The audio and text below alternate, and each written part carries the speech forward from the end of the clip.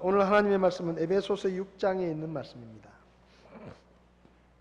에베소서 6장에 있는 말씀, 우리 자리에서 일어나셔서 1절부터 3절인데요. 이렇게 하겠습니다. 다 같이 한번 읽고 그 다음에 꽃을 지금 몇 살부터 달아드렸나요?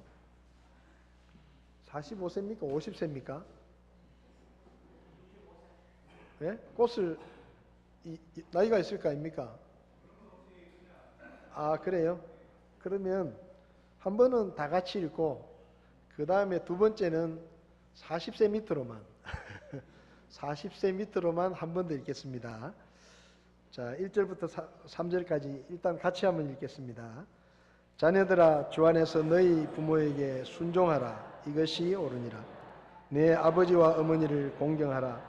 그것은 약속 있는 첫째 명령이니 이것은 내가 잘되고 땅에서 장수하게 하려 함이라.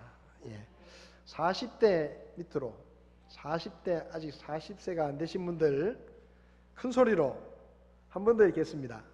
한 번 더 읽겠습니다. 시작. 큰 소리로 다시 큰 소리로 읽으세요. 큰 소리로. 자, 다시 읽겠습니다. 시작.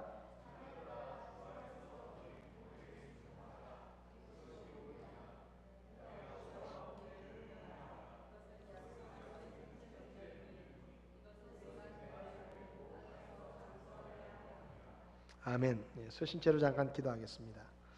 살아계신 주님, 우리가 가정에서 자녀로서 어떻게 해야 할 것을 하나님의 말씀을 통해 가르쳐 주시는 것을 감사합니다.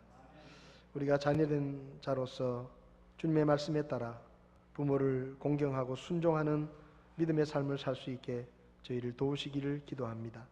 특별히 우리 가정의 부모님들 건강을 지켜주시고 연로하신 분들 늘 건강케 하셔서 그 남은 생애가 주님 안에서 복되고 기쁘고 행복할 수 있게 하나님 도우시며, 혹 우리 부모님들 가운데 아직도 예수님을 믿지 않는 분이 있으면 하루속히 예수님을 믿고 구원받아 하나님의 자녀가 될 수 있게 도와주시기를 원합니다.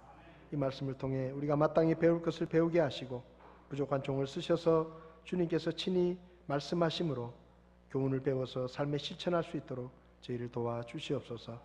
예수님의 이름으로 기도했습니다. 아멘. 자리에 앉으시기 바랍니다. 원래 오늘이 어린이 주일이면서 어버이 주일인데, 사실은 우리 자녀들에게 부모가 해줄 수 있는 제일 큰 복이, 제일 큰 후원이 하나님의 말씀을 잘 가르치는 것입니다. 하나님의 말씀을 잘 가르쳐서 우리 자녀들이 하나님의 말씀을 잘 들으면 자다가도 복을 받고 밖에 나가도 복을 받고 하나님의 축복을 받기 때문에, 사실은 부모가 자녀에게 해줄 수 있는 제일 좋은 어떻게 보면 상속이라 그럴까요? 그런 것들은 뭐 돈을 물려주고 집을 물려주고 뭐 이렇게 하는 게 아니고, 자녀들에게 하나님의 말씀을 딱 부러지게 올바로 가르치는 것입니다. 그렇게 하면, 우리가 부모가 돈을 물려주면 부모가 자식을 책임지는 것이지만 하나님의 말씀을 제대로 가르치면 하나님께서 책임을 지시는 거기 때문에 하나님이 주시는 복이 더 크고 더 많습니다. 그래서 여러분의 자녀들에게 하나님의 말씀을 잘 가르치시는 그런 분들이 되셨으면 좋겠습니다. 오늘은 또 어버이 주일이기 때문에 오늘은 어버이 주일에 관한 말씀을 나눌 텐데요. 어버이라는 말은 사실은 아버지와 어머니를 합쳐서 일컫는 말인데, 옛날에는 그냥 어머니 날이었습니다. 5월 8일이 어머니 날이었어요. 아버지 날은 없고 어머니 날만 있어가지고 이 땅의 아버지들이 서운하다. 그러니까 이제 어느 날부터 어버이날로 바꿔가지고 어버이날을 기념하고 있습니다. 근데 저는 개인적으로 어버이날을 참 잘 정했다, 그런 생각을 합니다. 왜냐하면 그래도 어버이날이라고 정해놓으니까 평소에는 바빠서 찾아뵙지도 못하고 자주 연락도 못했는데, 그래도 어버이날이라고 써놓으니까 그날만큼은 그래도 부모님을 더 생각하게 되고 전화라도 한번 하게 되고 또 형편이 되면 찾아뵙고 이렇게 같이 식사라도 하고 이렇게 할 수 있으니까 참 잘 정했다 그런 생각이 듭니다. 우리나라에서는 사실 교회에 대한 오해가 많습니다. 왜냐하면 교회 다니는 사람들은, 예수 믿는 사람들은 제사를 안 하니까 뭐 조상도 모르고 부모도 모르고 불효하는 사람들이라고 생각을 하는데, 사실은 성경을 조금만 읽어보면 야, 이렇게 부모한테 효도하라고 무섭게 가르치는 곳도 있구나, 오히려 그렇게 생각할 수도 있습니다. 여러분, 이 세상에서 제일 수준 높은 효도를 가르치는 그 장소는 교회이고 수준 높은 효도를 가르치는 게 성경입니다. 불교에서는 부모에게 효도하는 것을 이렇게 가르칩니다. 부모 은중경이라는 경전이 있는데 거기 보면 부모의 은덕을 생각하면 왼편 어깨에 아버지를 얻고 오른편 어깨에 어머니를 얻고 살갗이 닳아서 뼈에 이르고 뼈가 닳아서 골수에 이르도록 수미산을 100,000번 돌더라도 그 은혜를 다 갚을 수 없다. 굉장한 거죠. 부모님 은혜가 너무 크니까 양 어깨에 아버지 어머니를 얻고 살이 다 닳아서 뼈가 드러나고 뼈가 닳아서 골수에 이를 때까지 수미산을 100,000번 돌아도 그 은혜는 갚을 수가 없다. 그렇게 가르칩니다. 불교에서는. 그러면 성경은 어떻게 가르치느냐? 성경은 더 심하게 가르칩니다. 더 엄하게 가르칩니다. 성경은 효를 아주 중요하고 그리고 엄하게 가르칩니다. 10계명 중에 앞에 나오는 4가지 계명은 하나님과의 관계에 관한 것입니다. 내 앞에 다른 신을 두지 마라. 너를 위해서 우상을 만들지 말고 거기 절하거나 섬기지 마라. 내 이름을 헛되이 일컫지 마라. 안식일을 거룩하게 지켜라. 이 4가지 계명은 사람이 하나님을 어떻게 섬기고 하나님과의 관계를 어떻게 유지할 수 있는지를 말씀하신 것이죠. 근데 그 다음에 6개의 계명은 인간관계에 관한 계명인데 그 중에 제일 먼저 나오는 5번째 계명이 바로 내 아버지와 어머니를 공경하라 하는 것입니다. 순서로 따지면 인간관계에 관한 6가지 계명 중에서 제일 먼저 제일 중요한 것이 부모를 공경하는 것이다 하고 하나님께서 말씀하신 것이죠. 오늘 본문에도 자녀들아 주 안에서 너희 부모에게 순종하라 이것이 옳으니라 라고 말씀합니다. 이 계명이 인간관계의 계명들 중에 제일 먼저 나온다는 것도 중요하지만 또 이 계명은 굉장히 아주 파격적인 계명입니다. 왜냐하면 하나님께서 지금까지 10계명을 주시면서 예를 들면 나 외에 다른 신을 두지 마라, 우상을 만들지 마라, 내 이름을 헛되이 일컫지 마라, 안식일을 지켜라 이런 계명들을 주실 때는 그 계명들을 잘 지키면 어떤 복을 받는다 이런 얘기가 없습니다. 그냥 명령만 하셨어요. 이렇게 해라. 근데 이 부모를 공경하라라는 이 명령을 하실 때는 사실은 명령이라는 것은 무조건 들어야 되는 겁니다. 하나님께서 명령하신 것은 무조건 들어야 돼요. 근데 이 계명을 말씀하실 때는 하나님께서 무조건 들어야 되는 명령인데 너희가 이 명령을 잘 지키면 내가 특별하게 복을 주겠다라고 약속을 하셨습니다. 그래서 여기 2절을 보면 내 아버지와 어머니를 공경하라 그것은 약속 있는 첫째 명령이다. 그러니까 하나님께서 하나님을 잘 섬기면 이런 복을 주겠다라는 얘기도 안 하셨는데 부모님을 잘 공경하고 부모님을 잘 섬기면 내가 주는 땅에서 잘 되고 오래 살도록 장수의 복을 주겠다 하고 약속을 하셨다 이 말이에요. 그러니까 하나님의 마음은 뭔가 하면 부모님을 잘 섬기고 부모님을 공경하고 순종하는 것이 제일 중요하다. 그래서 그 중요한 일을 잘하면 복을 주겠다라고 약속하신 것입니다.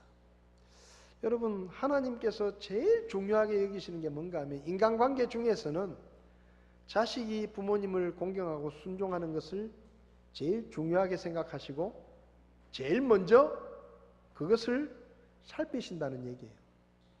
그래서 그것을 살펴서 잘하고 있으면 특별한 복을 하나님이 주시겠다고 하신 것입니다. 그래서 성경은 부모에게 효도하는 것을 굉장히 중요하게 생각하고 그리고 엄하게 가르칩니다. 얼마나 엄하게 가르치는가 하면 여러분 성경 말씀을 읽다 보면 깜짝깜짝 놀랄 때가 있는데요.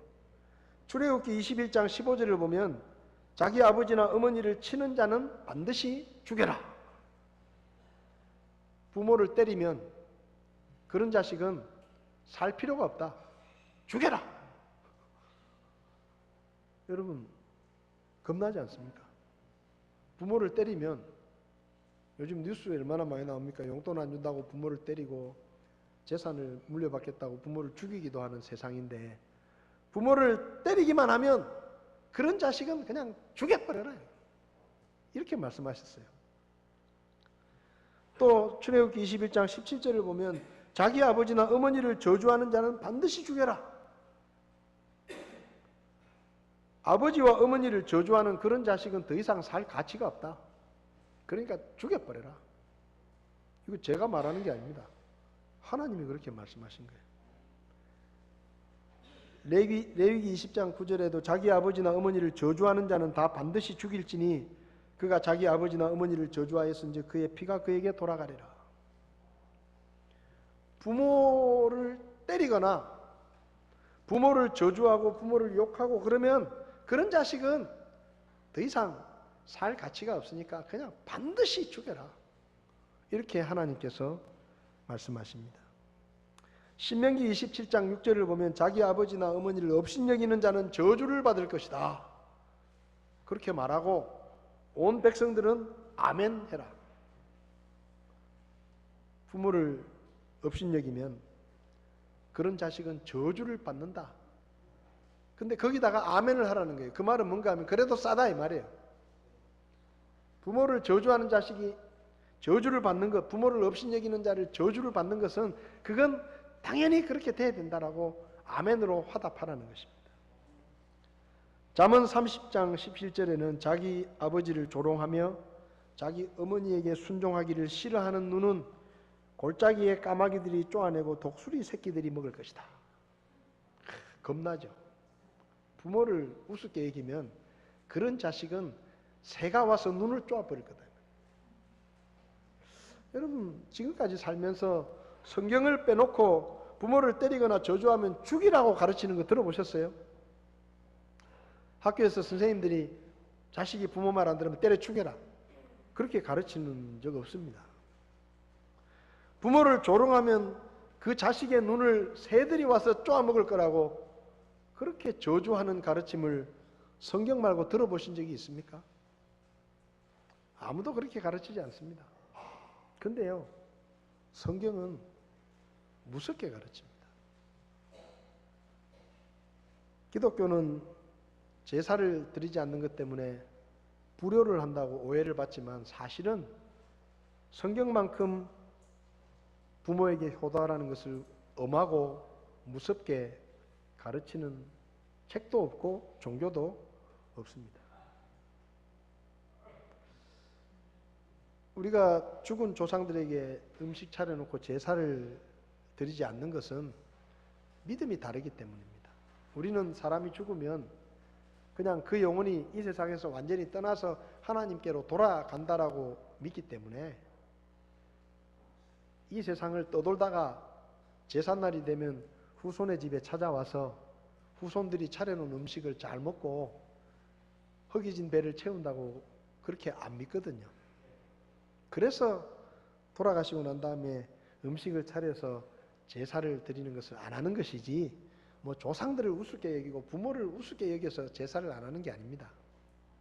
오히려 교회는 어떻게 가르치는가 하면 부모님 돌아가시고 나서 제사상 잘 차리려고 하지 말고 살아계시는 동안에 따뜻한 밥이라도 한 끼 더 해드리고 용돈이라도 조금 더 드리고 한 번이라도 더 찾아뵙고 그렇게 부모를 살아계시는 동안에 잘하라고 가르치지, 돌아가시고 난 다음에 뭐 상 많이 차려가지고 음식을 잘 차려놓으면 뭐합니까? 아무 소용없어요. 그게 더 현실적이지 않습니까? 예? 돌아가시고 나서 뭐 그 산의 진미로 제사상을 차려놓고 절을 하고 하면 뭐합니까? 아무 상관없어요, 나하고. 차라리 살아있을 때 그 제사상 차릴 돈으로 용돈을 좀 더 주고 밥이라도 한 끼 더 대접하는 게 훨씬 낫죠. 교회는 그렇게 가르치는 것입니다. 요즘 시대를 보면 자식들이 부모를 대하는 것이 옛날 같지 않다라는 생각을 많이 하게 됩니다. 뉴스를 통해서 듣다 보면 야, 어떻게 저렇게 할 수가 있나라는 생각이 들 때도 있어요. 디모데후서 3장을 보면 예수님이 다시 오실 때가 되면, 즉 마지막 때가 가까워지면 이런 일들이 일어나는데, 그 중에 하나가 뭔가 하면 부모에게 순종치 않는다는 것입니다. 부모에게 불순종하고 감사하지 않는다. 또 본성의 애정이 없어진다. 본능적인 사랑조차도 점점 식어진다. 세상을 보면 자식들이 부모에게 순종하는 것이 옛날 같지 않고, 또 부모 자식의 정도 옛날 같지 않다, 그런 생각을 하게 됩니다. 이게 현실적으로 봐도 알 수 있어요. 통계청에서 통계를 냈는데, 부모님이 나이가 드시면 누가 그 부모님을 돌보고 부양을 해야 되느냐 하는 질문을 했습니다. 20년 전인 1998년에 대답은 이랬습니다. 100명 중에 8명 정도가 부모님이 나이 드시면 알아서 스스로 해결해야지 왜 자식들한테 기대냐, 이렇게 대답을 했어요.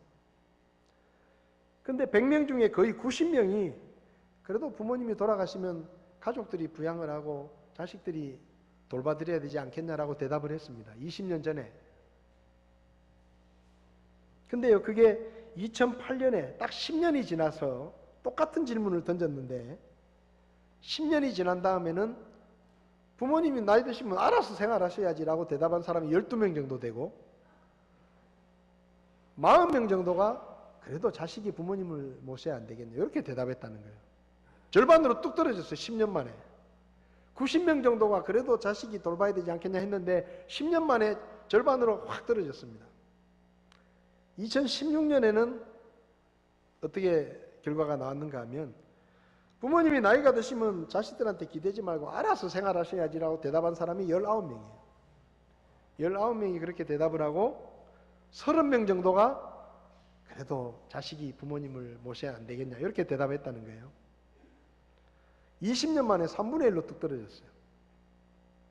그리고 45명 정도가 어떻게 나이 드신 부모를 자식이 다 모시냐, 나라도 도와주고 사회도 도와주고 다 도와줘가지고 자식이 못하면 나라가 부모님을 모셔야지, 그렇게 대답을 했다고 합니다. 20년 만에 그래도 부모가 나이가 드시면 자식이 돌봐드리고 섬겨야 되지 않겠냐라고 생각했던 사람들이 3분의 1로 줄어버리고, 이제는 내 늙은 부모님 나라가 책임져라, 그렇게 말한다는 거죠. 노령연금을 한 100만 원씩 줘야 될 것 같습니다. 작년 1년 동안 자식이 부모를 돌보지 않으니까 부모가 화가 나가지고, 내 자식이 말로는 안 들으니 법으로라도 내 자식에게 부모를 좀 돌보라고 판결을 좀 내려주십시오 하고 재판한 게 거의 300건 정도 되는데, 기가 막힌 것은 뭔가 하면 그 300건의 소송을 당한 자식들이 70% 이상이 직업이 의사고 변호사고 기업체 사장들이었다고 합니다. 그러니까 지는 잘 먹고 잘 살아요.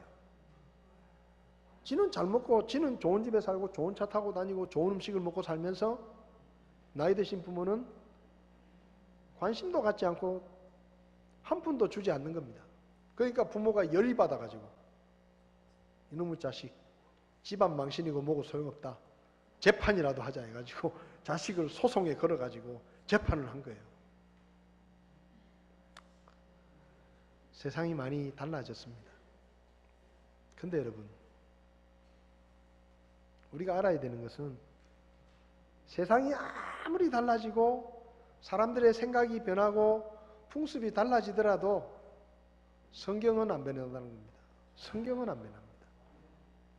하나님의 말씀은 여전히 자녀들에게 부모를 공경하고 부모에게 순종하는 것이 옳다라고 가르칩니다.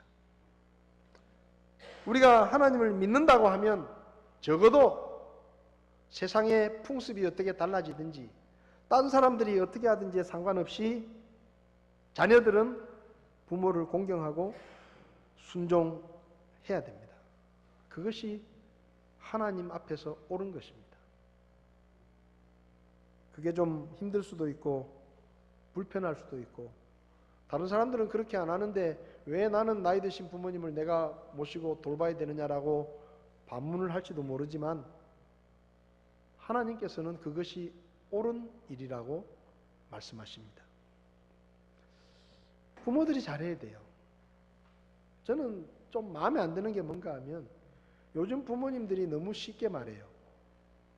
자식들 보고 이렇게 말합니다. 야, 니 결혼해가지고 니들 둘이만 잘 살면 된다. 우린 신경 쓰지 마라. 절대 그렇게 말하면 안 됩니다. 그건 거짓말이에요. 옳은 게 아니에요. 이렇게 말해야 돼요. 니들이 결혼해서 니들도 잘 살아야 되지만 나도 니들이 책임져야 된다. 내가 늙으면 니들이 책임져야 된다. 니들이 나를 먹여 살려야 된다. 그게 옳은 거다. 그렇게 가르쳐야 돼요. 여러분 절대로 오해하지 마십시오. 그게 부모가 부모를 위해서 그런 말을 하는 게 아니고 하나님의 말씀이기 때문에 그렇게 하는 겁니다. 그렇게 가르쳐야 돼요. 예수 믿는 부모들은 절대로 자식들한테 니들만 잘 살면 된다 그렇게 말하면 안 됩니다. 그건요 자식을 망치는 거예요. 자식이 받을 하나님의 복을 없애버리는 거예요.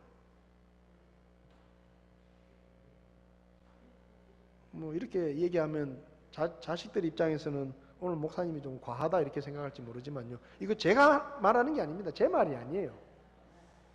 하나님의 말씀이에요. 왜 부모를 공경해야 됩니까? 옳은 것이기 때문에 그렇습니다. 그게 하나님의 명령이에요. 자녀들아 주 안에서 너희 부모에게 순종하라. 이것이 옳다. 옳은 것입니다. 옳은 일을 하면 하나님이 복을 주시는 거예요. 근데 세상은 그렇게 가르치지 않아요. 인터넷으로 부모 말을 잘 들으라 그렇게 검색을 하면 뭐가 나오는지 아세요? 부모 말을 잘 들으라 이렇게 검색을 하면 제일 먼저 이런 답이 나옵니다. 말 잘 듣는 아이로 키우는 법. 1번 부모가 먼저 아이의 말을 잘 들으라. 부모 말을 잘 들으라라고 검색을 하면 제일 먼저 부모가 자식 말을 잘 들으라 이렇게 나와요. 잔소리를 안 하려면 부모가 변해라. 부모의 말에 귀 기울이는 아이로 키우는 10가지 지혜. 부모가 하지 말아야 될 21가지 말. 아이들이 가장 듣기 싫어하는 부모의 말 베스트 10. 자녀와의 대화 기술. 부모들이여 아이를 존중하라. 또 존중하라. 이게요 세상이 거꾸로 돼 있어요. 하나님은 뭐라고 가르치는가 하면 자식이 부모 말을 안 들으면 하나님은 자식을 책망합니다. 네가 잘못한 거다. 네가 자식이기 때문에 부모 말을 잘 들어야 되는데 그건 네가 잘못한 거다라고 하나님은 자식이 말을 안 들으면 자식을 책망하는데 세상은 자식이 말을 안 들으면 부모를 데려다 놓고 부모를 혼내요. 당신이 말을 제대로 안 했으니까 자식이 말을 안 듣지.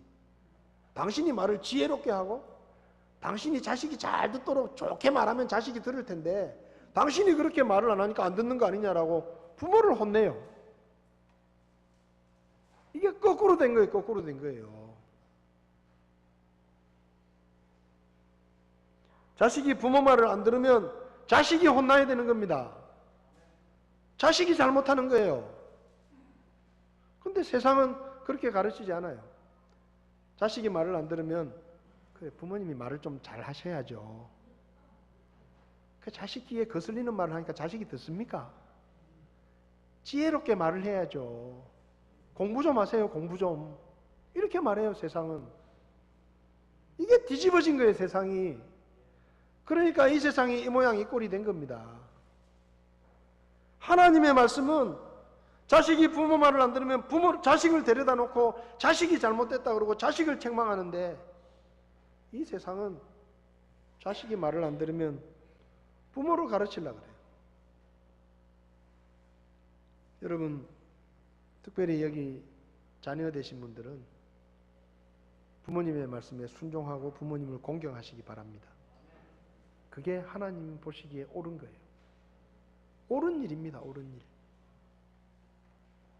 세상의 가르침을 따르지 말고 이 시대를 본받지 말고 세상이 어떻게 변하든지 세상 풍습이 어떻게 달라지든지 20년 만에 부모님이 나이가 드시면 자식이 섬겨야 된다고 말하는 사람이 3분의 1로 줄었더라도 적어도 여러분이 하나님을 믿는 사람이라고 하면 여러분은 그렇게 하면 안 되는 거예요. 하나님의 말씀처럼 부모를 공경하고 부모에게 순종해야 하는 것입니다. 물론 부모들도 시대가 변했으니까 나름대로 자녀들하고 의사소통을 잘할 수 있도록 노력을 해야 됩니다.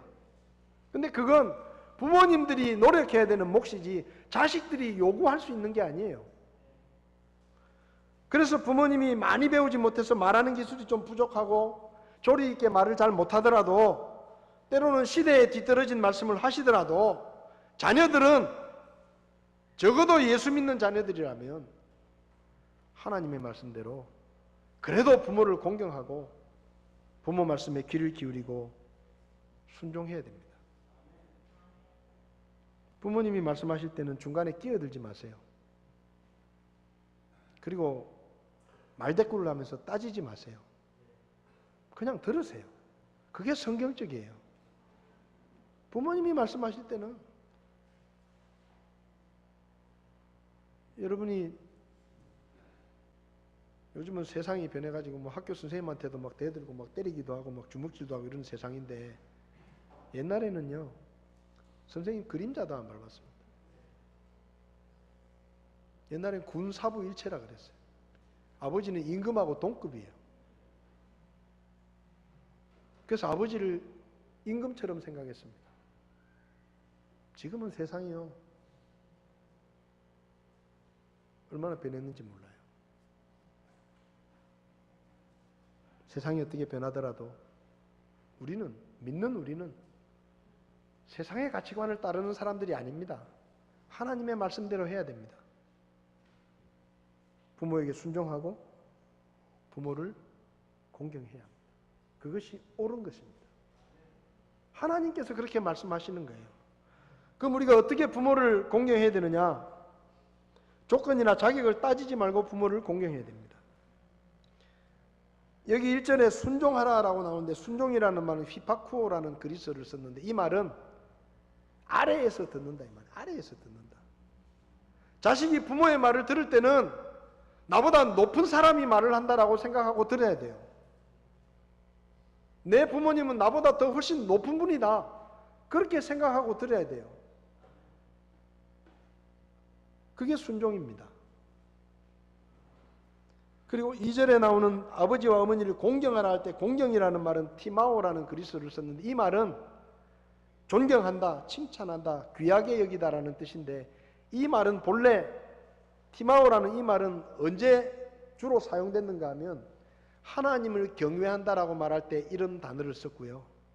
신하가 왕을 섬길 때 이런 단어를 썼습니다.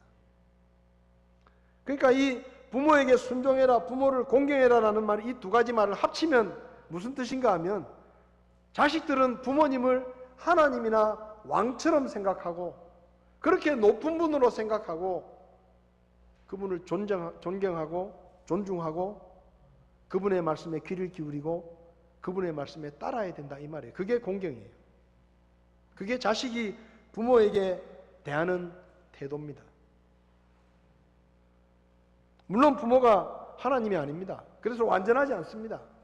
그래서 때로 부모님이 말도 안 되는 말씀을 하실 수도 있어요. 경우에 맞지 않는 말씀을 하실 때도 있어요. 부모가 많이 배우지 못해서 지식이나 이런 것들이 자식들보다 못할 수도 있습니다. 그래서 뭘 모르고 하시는 말씀일 수도 있고, 못 배워서 교양이 좀 부족할 수도 있어요. 능력이 부족해서 직업이 변변찮고 벌이가 시원찮아서 살림이 가난할 수도 있습니다. 그래서 자식들을 충분히 뒷바라지 못할 수도 있어요.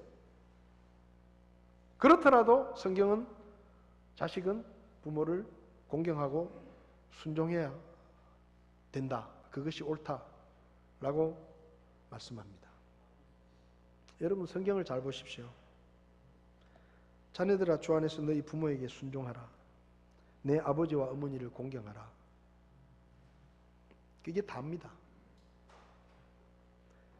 하나님께서 자녀들에게 부모가 존경할 만하면 존경하고, 부모가 많이 배워서 교양이 있으면 존경하고, 부모가 능력이 있어서 돈이 많아서 뒷바라지를 팍팍 해주면 잘 듣고, 부모가 손자 손녀라도 좀 봐줄 수 있을 만큼 건강하면 공경하고, 부모가 다른 사람들에게 욕 안 먹고 인정받는 훌륭하면 공경하라고 가르치지 않습니다. 성경은 자식은, 적어도 자식은 그 아버지와 어머니를 공경하고 순종해야 된다고 가르칩니다. 자식이 부모가 아무리 못났더라도, 부모가 아무리 별 볼 일 없는 사람이라도 적어도 그 자식만큼은 그 부모님을 하나님처럼 왕처럼 여기고 존중하고 순종하고 따라 주어야 한다고 말씀하는 겁니다. 여러분의 부모님을 다른 사람의 부모와 비교하지 마십시오. 누구 아버지는 뭐 잘해주는데 우리 아버지는 가난해가지고, 그렇게 비교하지 마세요. 그렇게 비교하려면 그 집에 가서 살아요. 그 집에 가서 아들로 받아달라고 그러고 그 집에 가서 살면 됩니다. 외모나 학벌을 가지고 부모를 평가하지 마십시오. 우리 부모님은 못 배워가지고 무식하고. 왜 못 배웠는지 아세요? 여러분 때문에 못 배운 거예요. 여러분 뒷바라지 하느라고.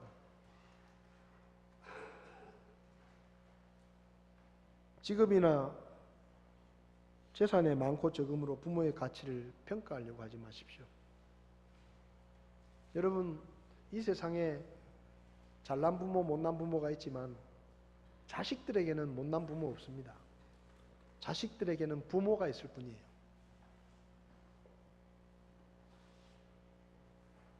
여러분의 부모님은 여러분이 선택한 것이 아니고 하나님이 정해주신 부모님입니다. 이 세상에 하나밖에 없는 하나님이 정해주신 부모님이에요. 한 가지만 물어봅시다. 하나님이 실수하십니까? 하나님이 실수하십니까? 하나님이 잘못할 때도 있습니까? 없죠?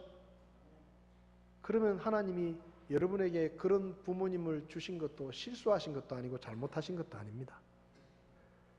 여러분을 가장 잘 아시는 하나님께서 여러분에게 가장 잘 맞는 부모님을 주신 거예요. 그걸 믿어야 됩니다. 그래서 부모님이 귀한 거예요. 돈이 많고 실력이 좋고 교양이 있고 많이 배워서 부모가 귀한 게 아니고 내 부모님이기 때문에 부모가 귀한 겁니다. 그걸 알아야 돼요. 그게 성경이 가르치는 원리예요. 모든 자식들은 부모님이라는 그 이유 하나만으로도 부모님을 하나님이나 왕처럼 가치 있는 분으로 여기고 그분들을 공경하고 그분들의 말씀에 귀를 기울이고 순종해야 합니다. 그게 옳은 것입니다. 그럼 부모님을 어떻게 대하는 게 공경하는 걸까요? 사실 우리가 다 알아요. 몰라서 못하는 게 아닙니다. 안 해서 안 되는 거죠.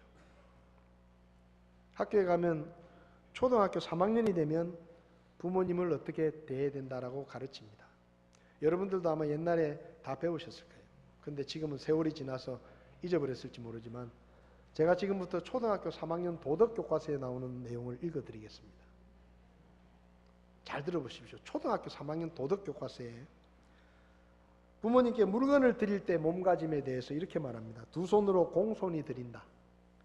물건을 받기 좋도록 드린다. 간단하죠. 부모님께 뭘 드릴 때는 그게 아무리 작은 것이라도 두 손으로 드린다. 이게 부모를 대하는 마땅한, 인간으로서의 마땅한 태도다 이 말이에요. 성경을 떠나서 자식이라면 부모님을 대할 때는, 부모님께 뭔가 물건을 드릴 때는 항상 두 손으로 이렇게 드리는 게, 그게 자식이라면 마땅히 그래야 된다 이 말이에요. 이게 성경책도 아닙니다. 초등학교 3학년 도덕책에 나오는 얘기예요. 부모님과 식사할 때 몸가짐. 부모님이 먼저 수저를 드신 다음 감사의 인사를 하고 조용히 밥을 먹는다. 식사 자리에 딱 앉으면 아버지가 숟가락 딱 들기 전에는 숟가락 안 들고, 아버지가 딱 드시고 나면 잘 먹겠습니다, 감사합니다 인사하고 밥 먹으라 이 말이에요. 그거 기본이에요. 기본. 인간이라면 그렇게 해야 된다 이 말이에요. 인간이라면 부모님이 수저를 내려놓으면 수저를 놓는다. 부모님이 식사하고 계시는데 팍 먹고 턱 놓고 나가고, 그렇게 하면 안 된다 이게요. 이게 성경책이 아닙니다. 도덕책이 도덕책. 물을 떠다 드리고 설거지를 도와드린다. 이게 기본이다 이 말이에요. 기본. 이거는 해야 된다. 이거는 자식으로서. 부모님과 대화할 때 몸가짐, 밝은 표정으로 부드럽게 말한다. 자, 40세 밑으로 따라합시다. 부모님과 대화할 때는, 따라하세요. 40세 밑으로. 부모님과 대화할 때는, 뭐 군시렁거리고 있어요. 똑바로 하세요. 똑바로. 똑바로 하세요. 부모님과 대화할 때는 밝은 표정으로 부드럽게 말한다. 이렇게 하라 이 말이에요. 자식이면 인상 팍 쓰면서 바락바락 대들지 마라 이 말입니다. 다소곳한 표정을 짓는다. 좀 언짢더라도 표정만큼은 그래도 다소곳한 표정으로 부모님과 대화를 하라는 거예요. 부모님의 말씀은 공손한 자세로 듣는다. 지금 제가 무슨 수준 높은 요도를 말하는 게 아닙니다. 초등학교 3학년 도덕책에 나오는 얘기를 하는 거예요. 이걸 들으면서도 양심에 찔리면 이거 진짜 골치 아픈 거예요. 이거. 부모님의 말씀에 잘 따른다. 못 배워서 못하는 게 아닙니다. 몰라서 못하는 게 아니에요. 안 하니까 안 하는 거예요. 부모님 방을 드나들 때 몸가짐. 방문을 열기 전에 기척을 내어 미리 알린다. 부모님이 앉아 계실 때는 등 뒤로 다닌다. 누워 계실 때는 머리맡으로 다니지 않는다. 문은 소리 나지 않게 살짝 여닫는다. 이건요 진짜 수준 높은 거 아니에요. 기본이 기본. 집을 나설 때와 돌아올 때의 몸가짐. 무엇 때문에 어디로 가는지 돌아오는 시간은 언제인지 말씀을 드린다. 예정 시간보다 늦게 귀가할 때는 전화로 알린다. 돌아와서는 다녀왔다고 말씀을 드린다. 이게 어렵습니까? 이게 어려운가요? 네? 한번 얘기해보세요. 어렵습니까? 너무 힘든가요? 그걸 어떻게 하나? 힘듭니까? 네? 이렇게 하다가 죽을 것 같습니까? 네? 초등학교 3학년이 배우는 거예요. 3학년이. 부모님과 같이 TV를 볼 때의 몸가짐 이런 것도 있더라고요. 다리를 뻗거나 비스듬히 누워서 보지 않는다. 부모님 앞에서 건방스럽게 누워서 보지 마라 이 말이에요. 채널을 자기 마음대로 바꾸지 않는다. 부모님과 함께 봐도 좋은 내용만 시청한다. 부모님이 시청하는데 방해되지 않도록 한다. 어렵나요 이게? 네? 이렇게 하려면 무지하게 힘이 듭니까? 초등학교 3학년 교과서에 여러분도 이미 학교 다닐 때 다 배웠어요. 지금은 하도 안 해가지고 잊어버렸을지 모르지만 다 배운 거예요. 돈 들어가는 것도 아니고 힘 들어가는 것도 아니에요. 하면 다 되는 거예요. 여러분은 어떻습니까? 여러분은 부모님과 대화할 때 밝은 표정으로 부드럽게 말하시나요? 다소곳한 표정으로 부모님의 말씀을 공손한 자세로 들으시나요? 부모가 한마디 하면 자식이 10마디 합니다. 부모가 3도로 얘기하면 자식은 5도로 얘기하고. 그렇게 하지 말라는 말이에요. 그렇게 하지 말라는 말입니다. 뭐 부모를 공경하는 게 힘든 거 아닙니다. 돈 들어가는 거 아니에요. 어려운 거 아니에요. 초등학교 3학년 도덕책에 나오는 정도만 해도 부모님을 공경하는 거예요. 뭐 더 큰 거 바라는 거 아니잖아요. 더 힘든 거 하라는 거 아니잖아요. 잠언 23장 22절에 너를 낳은 내 아버지의 말에 귀를 기울이고 내 어머니가 늙을 때 업신여기지 마라 라고 말합니다. 대부분의 자식들이 어릴 때는 대체로 부모님 말씀 잘 들어요. 왜? 돈이라도 받아가고 밥이라도 먹어야 되니까. 근데 머리가 크고 좀 크면요, 나이가 들면 부모가 한두 마디만 해도 잔소리 한다 그러면서 신경질 냅니다. 어릴 때는 말 잘 듣거든요. 근데 머리가 좀 크면 안 들어요. 다 그런 건 아니지만 요즘 많은 자식들이 부모가 물려줄 돈이 있거나 재산이라도 있으면 사업이나 살림에 도움이라도 될까 싶어서 얼굴 도장을 찍겠다고 자주 들락거리고 자주 찾아봬요. 근데 부모가 돈 떨어지고 더 팔 땅도 없으면 전화도 잘 안 해요. 부모가 건강하면 그래도 손자 손녀라도 낳아가지고 키워달라고 부탁이라도 해야 되니까 자주 찾아뵙고 공손하게 말도 하고 말도 잘 들어요. 근데 부모가 늙고 병들면요, 세상 말로 도움되는 게 별로 없다 생각해서 찾아보지도 않아요.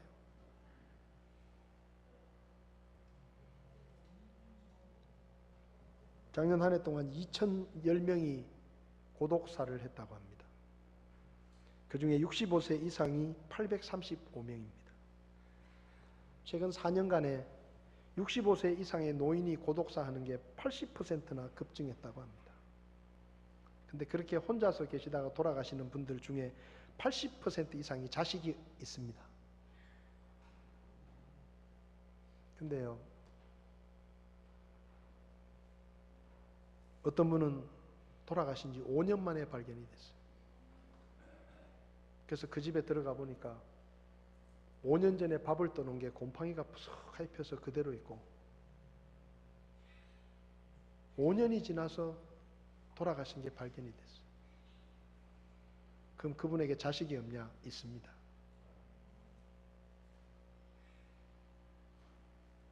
혼자 돌아가시고 나면 그놈의 못된 자식들 중에 부모님의 시신도 안 가져가려고 하는 자식들도 있대요.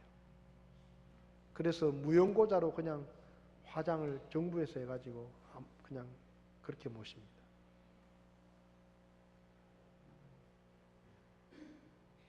여러분은 안 늙을 것 같아요? 여러분은 병들지 않을 것 같습니까? 그렇지 않습니다. 이야기만 들어도 슬프잖아요.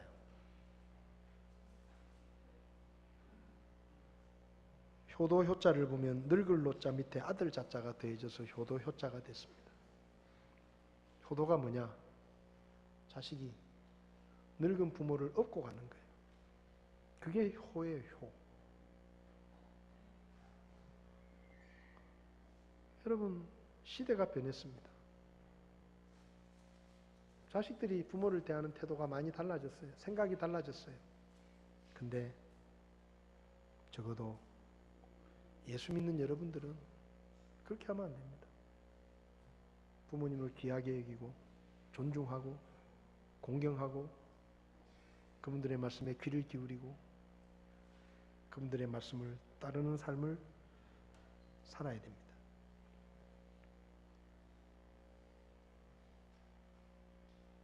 효를 권하는 노래라는 조선시대 때부터 전해져 오는 글이 있는데 그 글을 현대판으로 고쳐가지고 나온 글이 인터넷에 있습니다.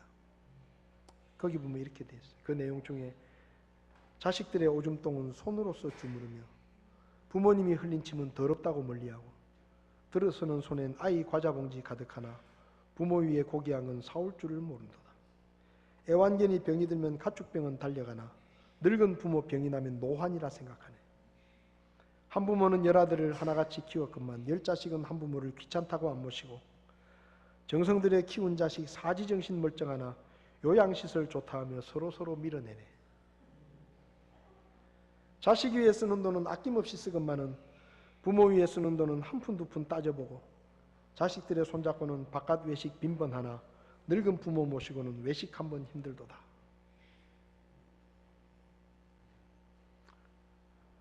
가신 후에 후회 말고 살아생전 효도하면 하나님께 복을 받고 자녀들이 효도하네. 여러분, 부모님께 잘하십시오. 특별히 부모님이 연세가 드셨으면 더 잘하십시오. 같이 있을 시간이 얼마 남지 않았습니다. 한 번이라도 더 찾아뵙고 따뜻한 밥이라도 한 끼 더 대접해드리고 용돈이라도 조금 더 드리고 그렇게 하십시오. 그게 옳은 것이고 3절에 그랬잖아요. 왜 부모에게 잘하라고 합니까? 네가 잘되고 부모한테 잘하면 부모님도 좋아하시지만 너도 잘된다. 내가 너 잘되게 해주겠다. 하나님이 약속하십니다.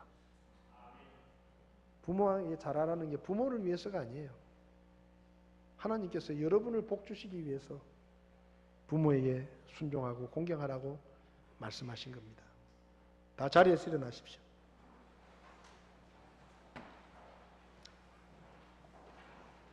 자, 40세 밑으로 앞으로 나오십시오. 40세 밑으로 다 앞으로 나오세요.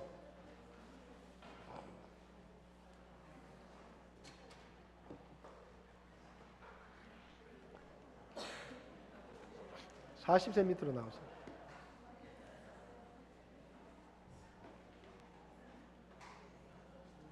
(40세가) 넘었더라도 결혼 안 하신 분들 나오세요.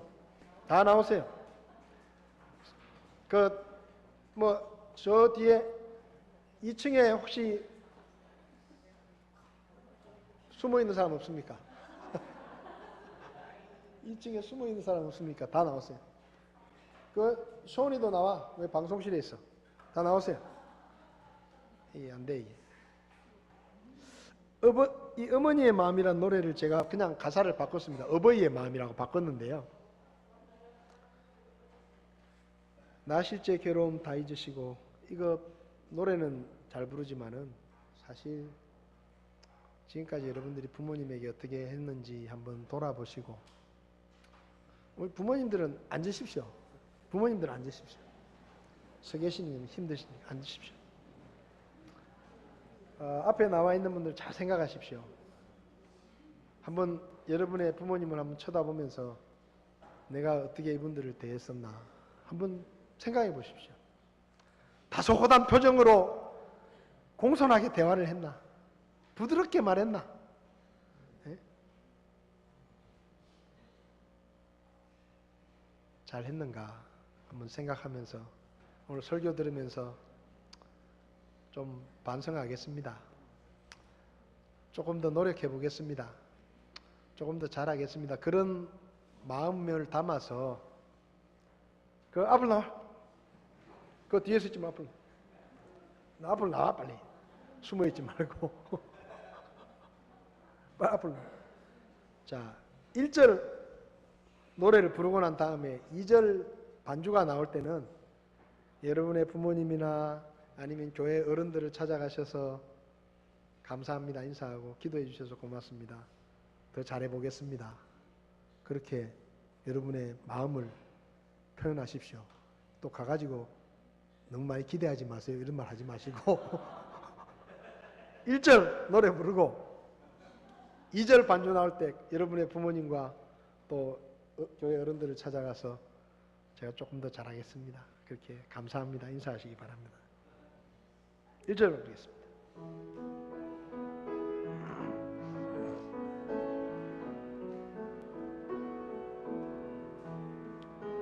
나 실제 괴로움 다 잊으시고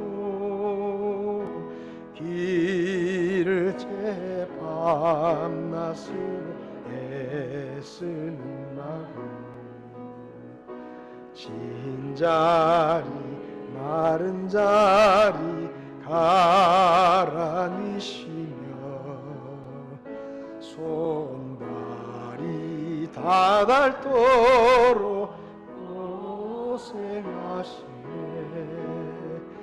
하늘 아래 그 무엇이 높다리요 어머니의 희생 가이었어. 자, 2절 반주할 때 부모님을 찾아가시고 교회 어른들을 찾아가시고 서로 인사하시고 감사하시고 이렇게 하시기 바랍니다.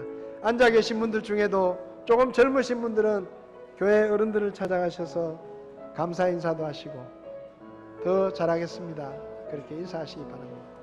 부모님 찾아가셔서 그렇게 하십시오.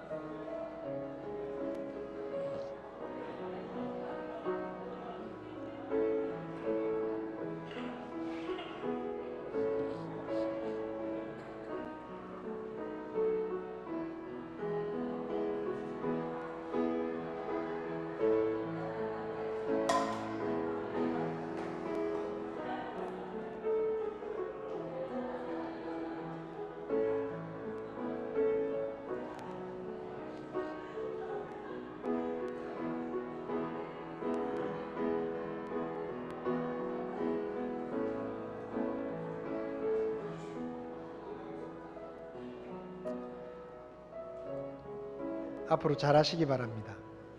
부모님께 잘하십시오. 그게 하나님의 복을 받는 비결입니다. 기도하시겠습니다.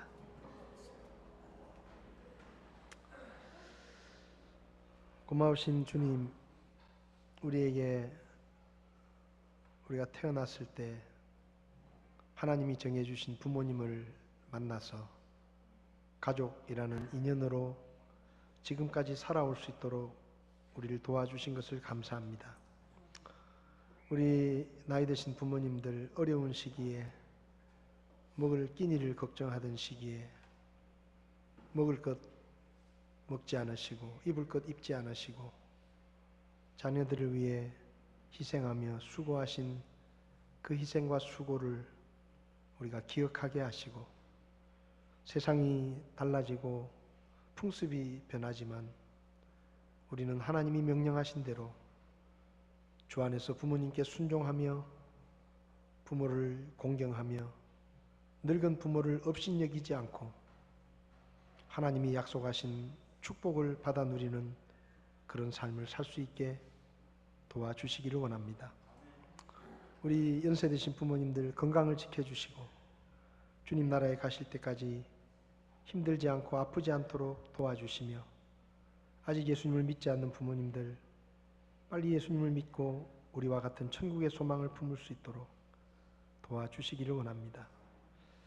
부모에게 잘하면 하나님이 복을 주시겠다고 약속하셨는데 우리 교회에 속한 모든 자녀들이 부모에게 효도하고 순종하고 공경함으로 하나님의 놀라운 축복을 잃어버리지 않도록 주께서 도와주시기를 원합니다. 우리 자녀들의 앞길도 하나님 도와주셔서 세상의 유혹과 시험 가운데서 믿음을 지키게 하시고 거룩한 삶으로 하나님 앞에 귀하게 쓰임받는 믿음의 자녀들로 잘 성장해 갈 수 있도록 도와주시옵소서. 다시 한번 우리에게 귀한 부모님을 주신 하나님께 감사드리며 예수님의 이름으로 기도했습니다. 아멘.